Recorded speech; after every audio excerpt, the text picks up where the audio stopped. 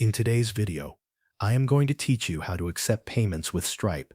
To begin, make sure you are already logged into your Stripe dashboard. Once you are on the main dashboard, look to the left-hand navigation menu. From there, click on Payment Links. This will take you to the section where you can create simple checkout links to send directly to your customers. On the Payment Links page, click Create Payment Link. Stripe will then ask you to choose the product you want to sell.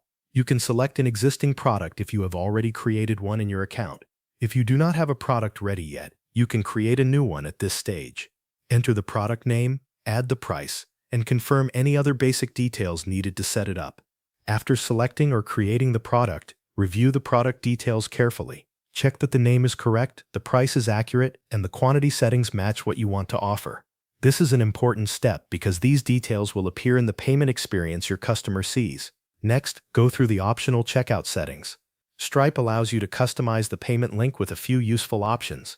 You can choose what customer information to collect during checkout, and you can enable promotion codes if you want to allow discounts. Review these options and apply the settings that fit your business needs. Once everything looks correct, click Create Link.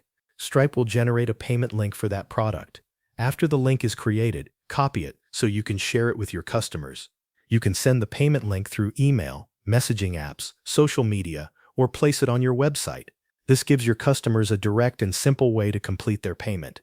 After you begin sharing the link, you can track incoming payments from your Stripe dashboard. To do this, go back to the left-hand navigation menu and click Payments.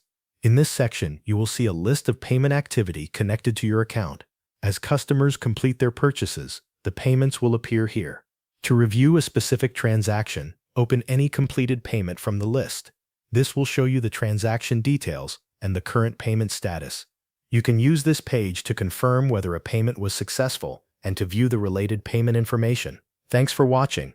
That covers everything you need to know.